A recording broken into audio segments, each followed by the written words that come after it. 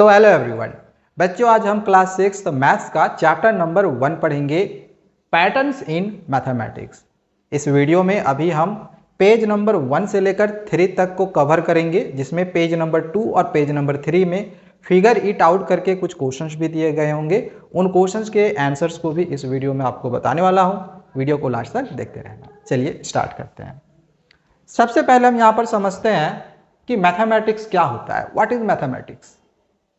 तो mathematics is a subject in which we understand numbers, shapes and patterns.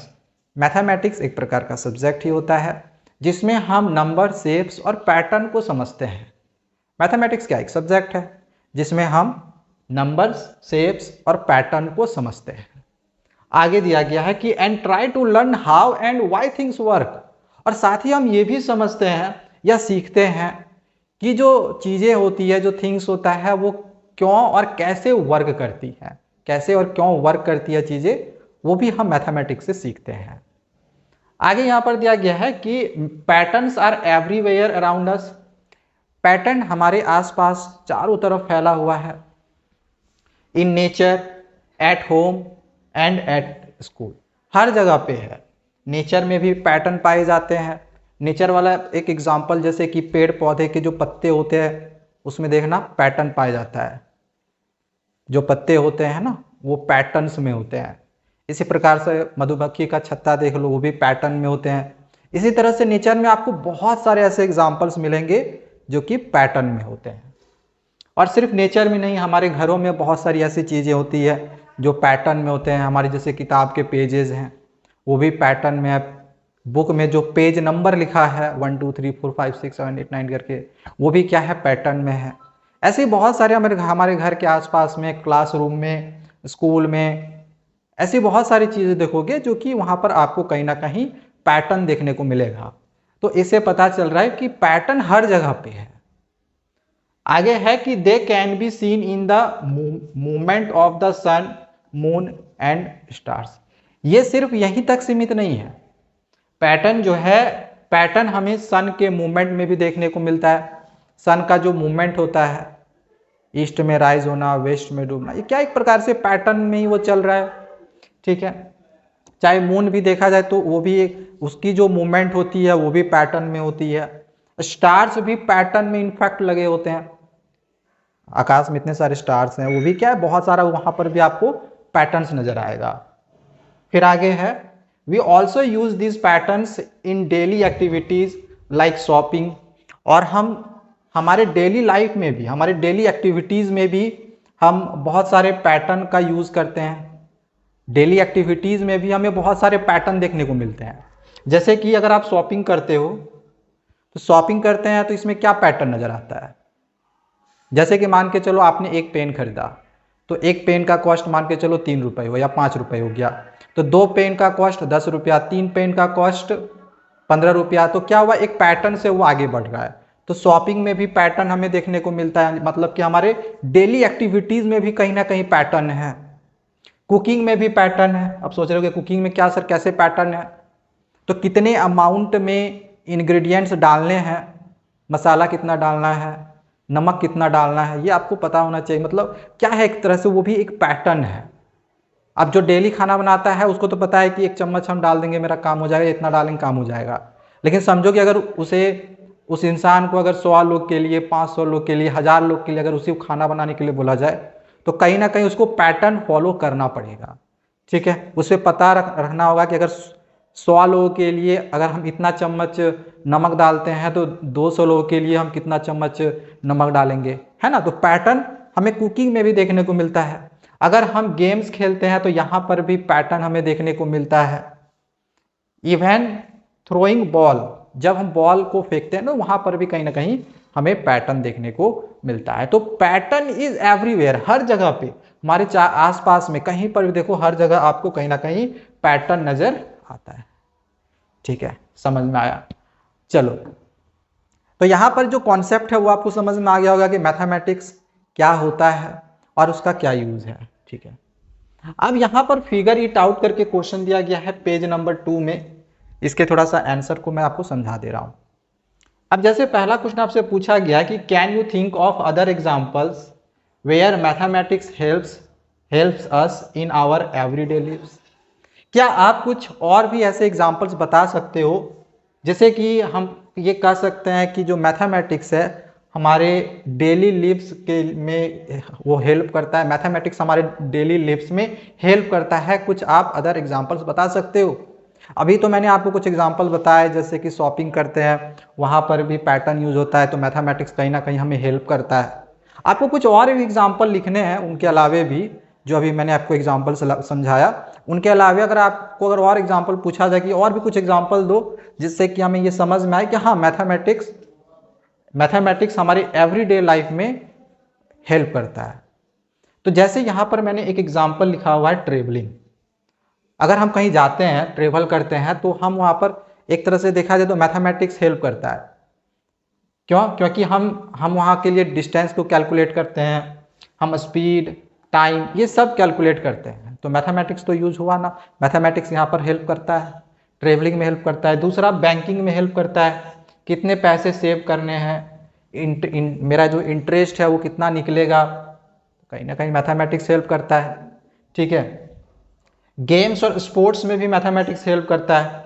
अभी cricket match IPL चल रहा है, नीचे देखना स्कोर लिखा होता है। अब सोचो कि मैथमेटिक्स ही नहीं रहता तो ये कहाँ से हमें स्कोर नज़र आते। तो गेम्स और स्पोर्ट्स में भी मैथमेटिक्स हेल्प करता है।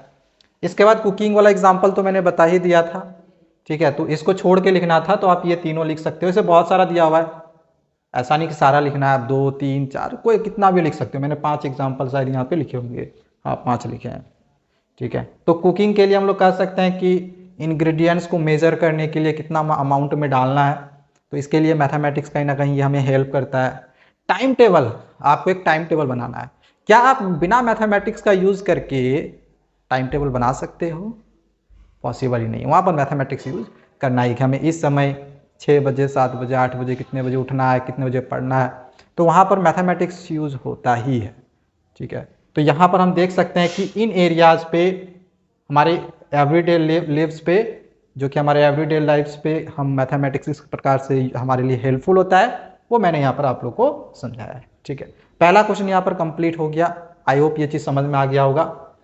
ठीक है, ये सब एग्जाम्पल लिख लेना, travelling, banking, games and sports, cooking और टाइम टेबल, हमारे एवरीडे लाइफ से रिलेटेड ये सब सारे हैं। और इससे क्या पता चल रहा है कि मैथमेटिक्स का इन सब में यूज हुआ है। मैथमेटिक्स हमारे लिए कैसे हेल्पफुल है, इन सभी जगह पे हेल्पफुल है।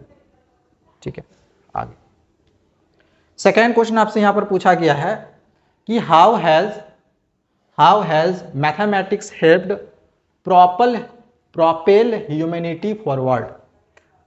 How has mathematics helped propel humanity forward, मतलब मैथमेटिक्स किस प्रकार से हेल्प करता है ह्यूमैनिटी को आगे बढ़ाने में। ठीक है, प्रोपेल का मतलब क्या होता है? आगे बढ़ाने में, मतलब ह्यूमैनिटी को आगे बढ़ाने में मैथमेटिक्स किस प्रकार से हेल्प करता है।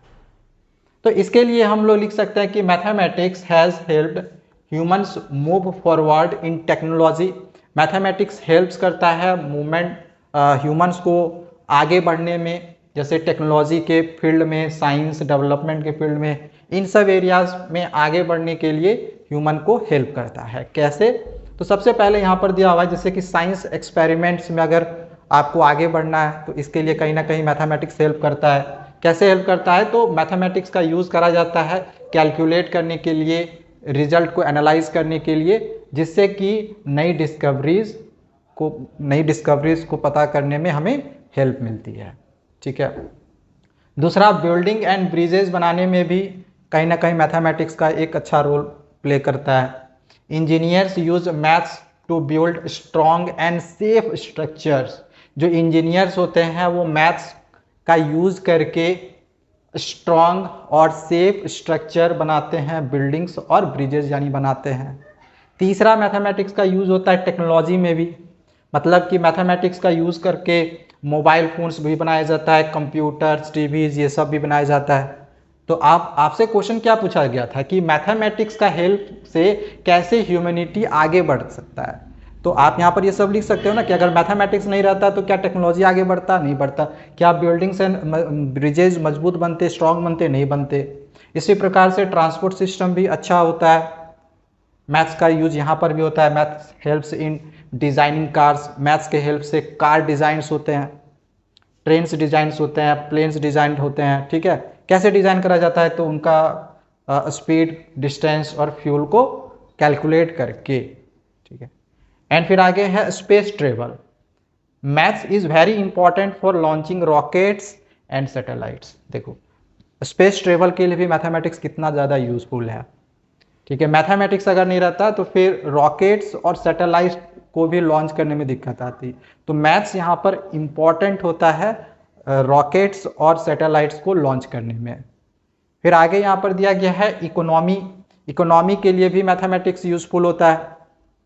ठीक है, ताकि मनी को, बैंकिंग को और बिजनेसेस को मैनेज किया जा सके। ठीक है, समझ में आ गया होगा। चलो आगे बढ़ते हैं। अच्छा, अब आगे यहां पर दिया गया है नंबर थ्योरी। नंबर थ्योरी क्या होता है, व्हाट इज नंबर थ्योरी? तो the branch of mathematics that studies patterns in whole numbers is called number theory. Number theory क्या होता है? तो ब्रांच ऑफ मैथमेटिक्स, मैथमेटिक्स का एक ब्रांच हम बोल सकते हैं, मैथमेटिक्स का ब्रांच जिसमें पैटर्न को स्टडी करा जाता है। मैथमेटिक्स का एक ब्रांच जिसमें पैटर्न को स्टडी करा जाता है होल नंबर में, पैटर्न को स्टडी करा जाता है होल नंबर में, that is called number theory. Pattern को स्टडी करना होल नंबर में क्या कहलाया? नंबर थ्योरी कहलाया। जैसे होल नंबर का स्टार्टिंग कहां से होता है? 0 से। तो ये आप एग्जांपल बोल सकते हो, क्या एक पैटर्न में है ना। ठीक है, इसके बाद आगे दिया गया है नंबर सीक्वेंस। अब नंबर सीक्वेंस क्या होता है? तो when numbers are written in an order and follow a pattern. जब किसी नंबर्स को एक ऑर्डर में लिखा जाए, जैसे कि अगर हम यहां पर एक नंबर लिखे 3, 4, 5, 6, ठीक है, और एक और नंबर यहां पर लिख दिया ऐसे। ठीक है, तो अब आपसे पूछा जाएगा कि इन दोनों में से नंबर सीक्वेंस कौन सा है। तो नंबर सीक्वेंस क्या होता है कि जब किसी नंबर को हम एक ऑर्डर में लिखें, ऑर्डर में ये भी लिखा हुआ है, ऑर्डर में ये भी लिखा हुआ है, बट नंबर सीक्वेंस होने के लिए पैटर्न फॉलो करना जरूरी है। क्या इसमें पैटर्न फॉलो हो रहा है? तो आप देखोगे कि इसमें 4 बढ़ा, फिर इसमें 4 बढ़ा, बट यहां पर 1 बढ़ा। तो यहां पर पैटर्न फॉलो नहीं हो रहा है, यहां पर पैटर्न फॉलो नहीं हो रहा है, तो इसको नंबर सीक्वेंस नहीं कहेंगे। ऑर्डर में तो ये भी है और ऑर्डर में ये भी है, बट यहां पर पैटर्न फॉलो हो रहा है, इसमें एक एक करके आगे बढ़ रहा है, 3, 4, 5, 6, 7, 8 ऐसे करके ये आगे बढ़ रहा है। आई होप यहां पर नंबर सीक्वेंस समझ में आ गया होगा। इसका एग्जांपल और देख सकते हैं, जैसे कि यहाँ पर 1, 3, 5, 7, यहाँ पर ये सब सारे ऑड नंबर्स हैं। यानी यहाँ पर देखो 2 छोटा, 3 आया, 3 के बाद 4 छोटा, 5 आया, 5 के बाद 6 नहीं आया, फिर 7, 7 के बाद 9, 11, 13, 15, ये सब सारा होगा।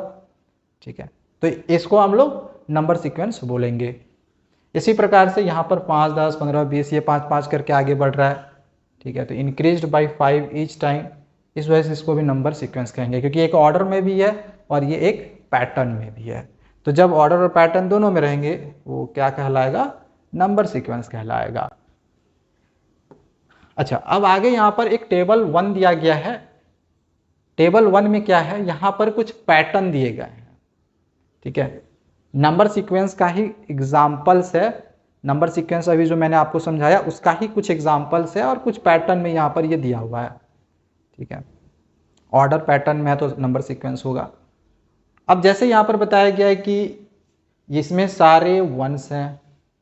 अब आपको यहाँ पे पकड़ना है कि यहाँ पर ये जो दिया हुआ है ये किस पैटर्न से आगे बढ़ रहा है, किस पैटर्न से आगे बढ़ रहा है। ठीक है, और इसी से रिलेटेड आगे यहाँ पर आपको क्वेश्चन मिलेगा।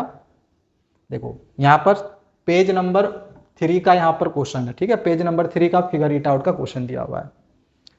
क्वेश्चन पहला में आपसे पूछा गया है कि can you recognise the pattern in each of the sequences in table 1।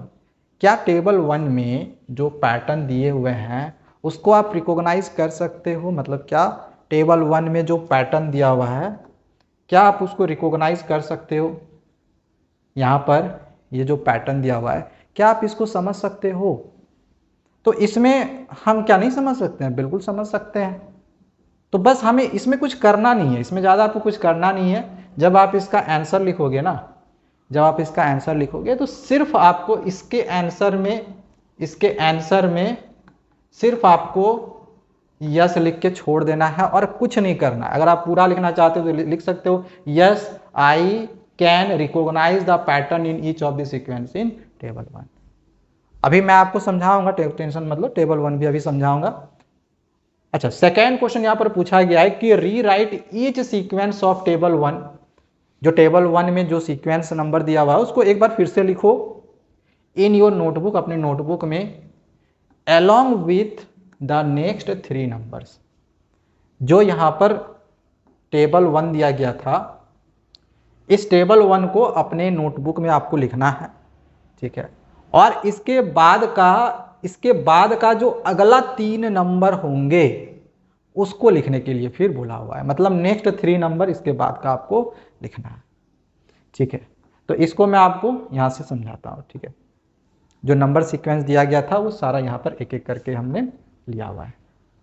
अब अगर आप इस पैटर्न को देखो, ध्यान से समझना, इसमें 1 1 1 1 1 1 यार 1 1 करके बढ़ रहा है ना। तो नेक्स्ट 3 नंबर अगर आपसे पूछा गया है तो नेक्स्ट 3 नंबर यहाँ पे आप क्या लिखोगे? नेक्स्ट 3 नंबर क्या लिखोगे आप? 1 लिखोगे। इसके बाद का भी नंबर क्या आएगा? 1 आएगा। इसके बाद का भी नंबर क्या आएगा? 1 आएगा। That's it. इसमें और कुछ करना नहीं है। समझ में आया? समझ में आया? बस हो गया। आगे बढ़ते हैं। इस क्वेश्चन को देखो, यहां पर भी बहुत ही सिंपल सा क्वेश्चन है। 1 2 3 4 5 6 7, इसके बाद क्या होगा? 8 9 10 11 12 ऐसे जाएगा। तो नेक्स्ट 3 नंबर, इसके बाद का अगला 3 नंबर क्या होगा? फिर से यहां पर लिखेंगे नेक्स्ट 3 नंबर कौन सा होगा? 7 के बाद 8 होगा, 8 के बाद 9 होगा, 9 के बाद 10 होगा। हो गया आंसर। और क्या करना है? कुछ नहीं, सिंपल है, ठीक है। आगे बढ़ते हैं। अच्छा, यहां पर दिया गया है, अब यहां पर हिंट में से दिया गया ऑड नंबर से। आप सोचो कि ये कैसे करके बढ़ रहा है। सारे और ऑड नंबर है, 1 है, फिर 3 आया, फिर 5 7, एक एक छोड़ छोड़ के यहाँ पर हमें देखने को मिल रहा है। फिर 12 नहीं आया, 13 आया, फिर 14 नहीं आएगा, 15 आएगा। 13 के बाद अगला ऑड नंबर क्या होगा? 15 होगा। फिर 17 19 एक छोड़ के, ठीक है। जैसे 1 के बाद 2 नहीं आया, 3 आया, 4 नहीं आया, 5 आया, 6 नहीं आया, 7 आया, 8 नहीं आया, 9 आया। इसी प्रकार से 11 के बाद 12 नहीं आया, 13 आया, फिर 14 नहीं आएगा, 15 आएगा, 16 नहीं आएगा, 17 आएगा, ठीक है। तो अगला 3 नंबर फिर से लिखेंगे द नेक्स्ट 3 नंबर कौन कौन सा होगा इसमें? 13 के बाद 15 होगा, 15 के बाद 17 होगा, फिर 18 नहीं होगा, 19 होगा, ठीक है। एक एक छोड़ के। ये भी इजी है। आगे बढ़ते हैं। ये भी इजी है। यहाँ पर इसके पहले वो सब सारा ऑड नंबर था, ये सब सारे यहाँ पर इवन नंबर्स दिए गए हैं। 2 4 6 8 10 12 14, 14 के बाद 16, 16 के बाद 18, 18 के बाद 20 हो गया। अगला 3 नंबर लिख लेना, नेक्स्ट 3 नंबर इक्वल टू ये वाला, ठीक है। आगे बढ़ते हैं। अच्छा, ये वाला देख लो, ये वाला क्या है? यहाँ पर बोला गया है ट्रायंगुलर नंबर्स। अच्छा, ये ट्रायंगुलर नंबर्स कैसे बढ़ रहे हैं इसको ध्यान समझना, ये ध्यान समझना। देखो पहले में यहाँ पर 1 दिया हुआ है, ठीक है। थोड़ा सा कलर में चेंज कर ले रहा हूँ, ओके। सबसे पहले यहाँ पर 1 दिया हुआ है, ओके। अब यहाँ पर 3 है तो 3 को हम 1 + 2 लिख सकते हैं, 3 हो जाएगा। अब इसके बाद 6 है तो 1 + 2, ये वाला ऊपर वाला लिखेंगे और 2 के बाद कितना होगा? 3। अब इसके बाद का जो नंबर होगा ना, इसमें आपको ये पूरा फिर से लिखना है, 1 + 2 + 3, और 3 के बाद अब क्या आएगा? 4। यानी कि यहाँ पर 10 ये होगा, जोड़ो, इसको जोड़ोगे तो 10 आ जाएगा, ठीक है। समझ में आया? अब इसके बाद का अगर आपको नंबर लिखना होगा तो 1 + 2 + 3 + 4 प्लस क्या होगा 5 होगा। इसी प्रकार से अब इसके बाद का नंबर लिखना होगा तो 1 + 2 + 3 1 मिनट 3 + 4 + 5 + 6 होगा। तो इसका वैल्यू 1 आया था, इसका 3 आया था, इसका 6 आया था, इसका 10 आया था, इसका 15 आया था, इसका 21 आया। ठीक है, सबको जोड़ के देख लेना, ये सब सारे नंबर्स आते जाएंगे। बट इसके बाद का हमको 3 नंबर लिखना है, तो आपको पैटर्न समझ में आ गया है। इसी तरह से हम आगे बढ़ते जाएंगे। फिर यहाँ पर होगा 1 + 2 + 3 + 4 + 5 + 6 + 7। अब इन सब को हम जोड़ेंगे तो कितना आ जाएगा मेरा 28। तो यहाँ तक मेरा हो चुका है, जोड़ के देख लो। 2 1 3 3 3 6 6 4 10 10 5 15 15 6 21 21 7 28 आ जाएगा। अब इसके बाद का अगला 3 नंबर, नेक्स्ट 3 नंबर यहाँ पे लिख लेते हैं, नेक्स्ट 3 नंबर। ठीक है, तो 7 के बाद अब 8 तक जाएगा। 1 + 2 + 3 + 4 + 5 + 6 + 7 + 8। ठीक है, अब सबको जोड़ो। 28 तो पहले से था, यहाँ तक 28 था। 28 में 8 जोड़ेंगे तो 8 8 16 कितना हो जाएगा 36। ठीक है, यानी इसके बाद का एक जो नंबर मेरा आएगा 36 आएगा। अच्छा, इसके बाद फिर 8 के बाद 9 लगाएंगे तो 1 + 2 + 3 + 4 + 5 + 6 + 7 + 8 + 9। तो 36 यहाँ तक आया था। 36 + 9 9 6 15 कितना आ जाएगा 45। ठीक है, यहाँ पर देख लेना कितना होगा 45। ओके, तो यहाँ पर 36 के बाद ये कितना लिखेंगे हम यहाँ पर 45। अब एक और नंबर यहाँ पर लिखना है, तो फिर से हम अब 9 के बाद 10 तक जाएंगे तो 1 + 2 + 3 + 4 + 5 + 6 + 7 + 8 + 9 + 10 तक आएंगे। तो यहाँ तक ऑलरेडी 45 तक 9 तक जोड़े थे तो 45 आया था। 45 + 10 कितना हो जाएगा 55। ठीक है, यानी इसके बाद कौन सा नंबर आएगा 55 आएगा। तो बस इसी तरह से हम इसके बाद का जो नंबर है जो हमें बोला गया था वो हम लिख चुके हैं। अगला 3 नंबर बोला गया था तो अगला 3 नंबर मेरा ये आएगा। तो ये आपको पूरा जो है ना इस तरह से बना के दिखाना पड़ेगा। ये क्वेश्चन बाकी क्वेश्चन से थोड़ा अलग था। आई होप आपको ये चीज़ जो है यहाँ पर समझ में आ गया होगा। ठीक है, देख लेना कहीं जोड़ने में कहीं गलती नहीं ना हुआ, एक बार चेक कर लेना। ऐसे मुझे नहीं लग रहा है कहीं गलती हुआ होगा शायद। ठीक है, हाँ ठीक है, गलती नहीं हुआ है, देख लेना शायद इतना ही होना चाहिए। आगे बढ़ते हैं। अच्छा, एक चीज़ और, यहाँ पर ये जो ट्रायंगुलर नंबर बोला गया है, आपको पता है ट्रायंगुलर नंबर का यहाँ पर मतलब क्या हो गया? ऐसे तो मैंने बता ही दिया। ट्रायंगुलर नंबर इसलिए बोला गया है क्योंकि देखना ये इसमें ना ट्रायंगल फॉर्म करेगा। जैसे 1 है तो एक डॉट डाले, 3 है तो यहाँ पर 3 1 और 2 3 डॉट ऐसे कर दिए। ये देखो ट्रायंगल फॉर्म कर रहा है। इसी प्रकार से 6 आया तो यहाँ पर 1, यहाँ पर 2 और यहाँ पर 3 आएगा।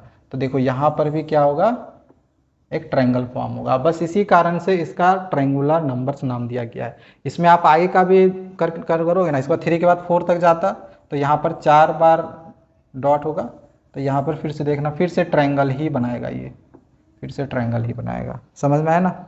बस यही कारण है कि इसको ट्रायंगुलर नंबर्स बोला गया है। ओके, आगे बढ़ते हैं। अब इसके बाद का अगला 3 नंबर हमें फिर से पता करना है। अब इसमें बोला गया है कि ये स्क्वायर्स है। स्क्वायर्स है, किसका स्क्वायर्स है भाई? किसका स्क्वायर्स है? स्क्वायर्स कहने मतलब 1 का स्क्वायर करेंगे तो कितना आएगा 1। 1 के बाद कितना आएगा 2, 2 का स्क्वायर कितना होगा 4। ये 9 है, 3 का स्क्वायर 3 3 जा 9। इसके बाद इसका पैटर्न देखो 1 2 3 फिर 4 आएगा, 4 का स्क्वायर 16, फिर 5 आएगा, 5 का स्क्वायर 25, फिर 6 आएगा, 6 का स्क्वायर 36, फिर 7 आएगा, 7 का स्क्वायर 49। देखो यहाँ तक ऑलरेडी हम निकाल चुके हैं। अब इसके बाद अगला 3 नंबर लिखना था, देयरफॉर हम लिख सकते हैं the next 3 number equal to 7 के बाद 8 का स्क्वायर कर दो 64, 8 के बाद 9 का स्क्वायर कर दो 9 9 जा 81 और 9 के बाद 10 का स्क्वायर कर दो 10 10 जा 100, समझ में आए। 8 का स्क्वायर मतलब 8 इंटू 8 64, 9 का स्क्वायर का मतलब 9 इंटू 9 9 9 जा 81, 10 का स्क्वायर का मतलब 10 इंटू 10 100, 10 10 जा 100 होता है ना। तो बस स्क्वायर करते जाएंगे। तो नेक्स्ट 3 नंबर कौन कौन सा आया, 64 आया, 81 आया और 100 आया। तो बस इसी तरह से ये आगे कंटिन्यू बढ़ते जाएगा, समझ में आया ना। तो ये वाला आपको आंसर में बना देना है, ठीक है। चलो आगे बढ़ते हैं। अब यहाँ पर क्यूब्स दिए हुए हैं, क्यूब्स। इसके पहले स्क्वायर था, हमने स्क्वायर करा, स्क्वायर था तो 2 बार मल्टीप्लाई करा था। क्यूब्स दिया हुआ है तो इसको हम 3 बार मल्टीप्लाई करेंगे। जैसे 1 का अगर हम क्यूब करेंगे तो 1 इंटू 1 इंटू 1, 1 1 जा 1 ही होगा, ठीक है। अब ये 1 के बाद 2, तो 2 का क्यूब करेंगे तो 2 इंटू 2 इंटू 2, ऐसे 2 2 जा 4 2 जा 8, जितना पावर रहेगा उसको उतना बार लिखना है। 2 के बाद कितना आएगा 3, 3 का क्यूब करेंगे तो 3 को 3 बार लिखेंगे, 3 3 जा 9, 9 3 जा 27, ठीक है। इसके बाद 3 के बाद 4, 4 का 3 पावर 3, 4 का क्यूब, तो 4 को आप 3 बार लिखेंगे तो 4 4 जा 16, 16 4 जा 64, 3 बार मल्टीप्लाई कर रहे हैं, ठीक है, ध्यान देना। फिर है इसके बाद 1 2 3 4 5, ठीक है, 5 का पावर 3, तो 5 को भी 3 बार लिखेंगे और मल्टीप्लाई करेंगे, ठीक है। यहाँ पर मैंने डायरेक्ट कर दिया था। 5 5 जा 25, 25 5 जा 125। इसी प्रकार से 1 2 3 4 5 के बाद 6, 6 का क्यूब, तो 6 इंटू 6 इंटू 6, 6 6 जा 36, 36 को 6 से मल्टीप्लाई करेंगे तो 216 आएगा। तो देखो यहाँ तक आ चुका है। अब इसके बाद हम यहाँ करते हैं, ठीक है। Next 3 number, the next 3 number कौन कौन सा होगा, तो 6 तक हम कर चुके हैं, 6 216 आया था। अब 7 का करेंगे, 7 का स्क्वायर, सॉरी पावर 3 था ना, क्यूब, 7 का क्यूब, 8 का क्यूब और 9 का क्यूब। 7 को 3 बार मल्टीप्लाई करेंगे, 7 इंटू 7 इंटू 7, 7 7 जा 49, 49 इंटू 7 343, मल्टीप्लाई कर लेना उतना ही आएगा। फिर 8 को 3 बार मल्टीप्लाई करेंगे, 8 इंटू 8 इंटू 8, तो 8 8 जा 64, 64 8 जा 512, और 9 का पावर 3 यानी 9 इंटू 9 इंटू 9, 9 9 जा 81, 81 को फिर 9 से मल्टीप्लाई करेंगे तो 729 आएगा। तो अगला 3 नंबर कौन सा हुआ, ये हुआ, ये हुआ और ये हुआ, समझ में आया। तो ये आपका यहाँ पर इसका आंसर हो गया, समझ में आ रहा है। आगे बढ़े।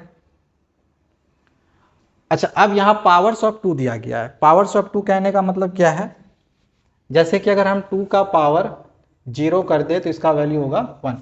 किसी का भी पावर 0 होता है, किसी का भी पावर 0 होता है तो उसका वैल्यू 1 होता है, याद रखना, ठीक है।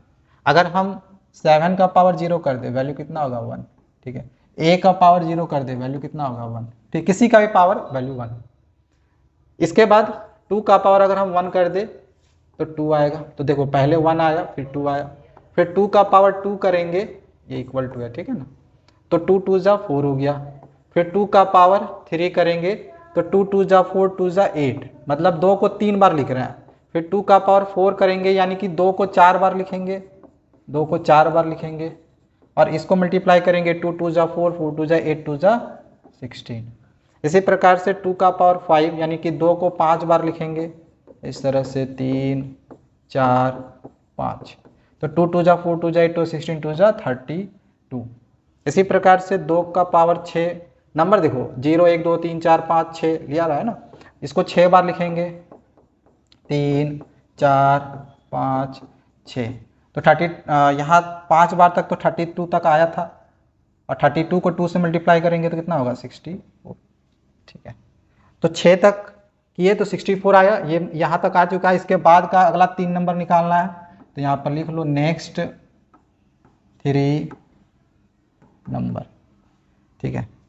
2 का पावर 6 तक करे थे, अब 2 का पावर कितना लेंगे 7, फिर 2 का पावर 8 और फिर 2 का पावर 9, तो यहाँ पर 2 को 7 बार लिखेंगे, 1 2 3 4 5 6 7, ठीक है। इसी प्रकार से 2 का पावर 8 है यानी कि 2 को 8 बार लिखेंगे, 1 2 3 4 5 6 7 8, या फिर आप डायरेक्ट 2 को 8 बार लिखकर मल्टीप्लाई भी कर सकते हो, ठीक है। मैं लिखकर आपको यहाँ पर समझा दे रहा हूँ।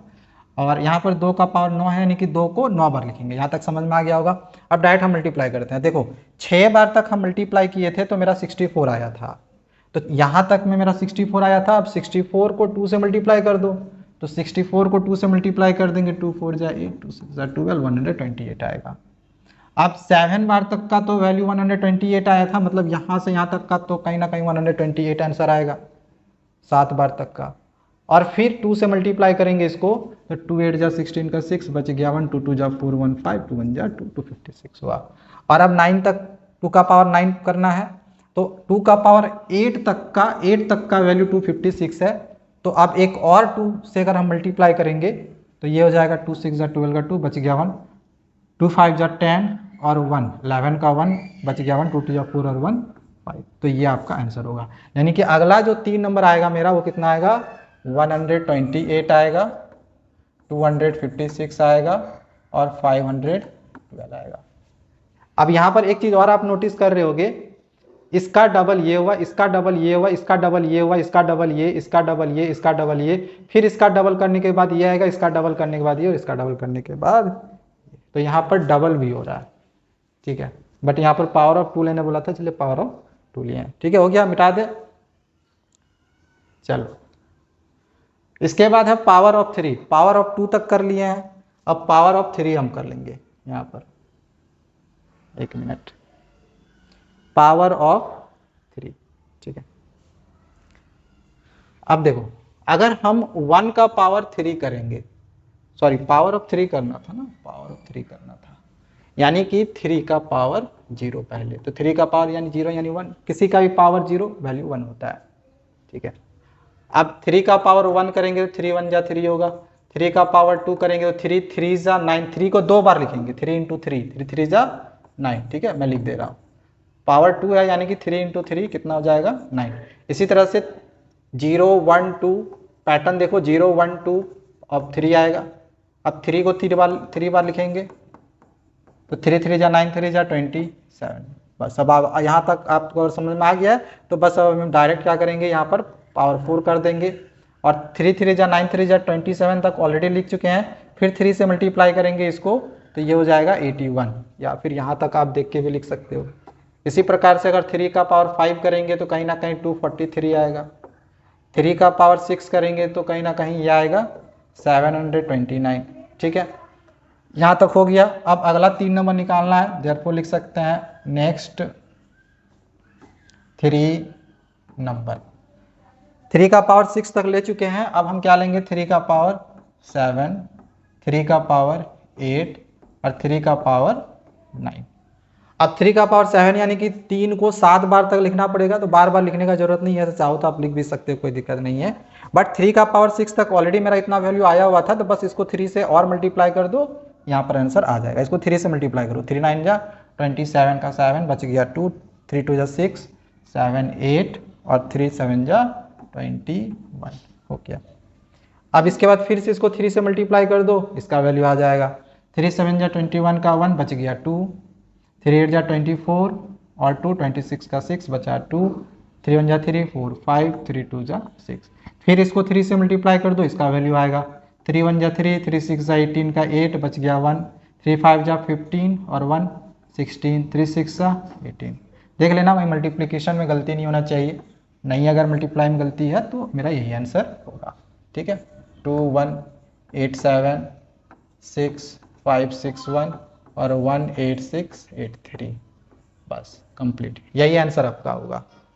सो यहाँ पर ये जितने सारे क्वेश्चंस थे, ये सारे क्वेश्चंस हमने अभी आप लोगों को करवा दिया है। बस एक क्वेश्चन यहाँ पर गलती से छूट गया, ये वाला एडिटर ने पीपीटी में डाला ही नहीं, तो मुझे अलग से ये आप लोग को यहाँ पर बताना पड़ रहा है।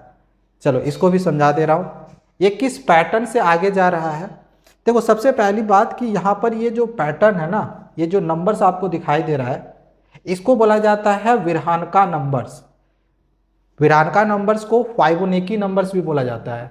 ठीक है, फाइबोनेकी नंबर्स। ठीक है, ये किस पैटर्न से आगे जा रहा है इसको समझने की कोशिश करना और अच्छे से समझ लो, क्योंकि क्लास 8th में फाइबोनेकी नंबर से रिलेटेड क्वेश्चंस भी दिया हुआ है, इसीलिए कह रहा हूँ। तो देखो ये किस पैटर्न से आगे जा रहा है। सबसे पहले इन दोनों को जोड़ा गया तो 2 और 1 3 हो गया। अब इन दोनों को जोड़ा गया 3 और 2 5 हो गया। इन दोनों को जोड़ा गया 5 और 3 8 हो गया।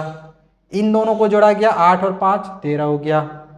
इन दोनों को जोड़ा गया तो 8 और 13 21 हो गया। अब हम इन दोनों को जोड़ेंगे तो ऑब्वियस सी बात है इसके बाद का नंबर आएगा।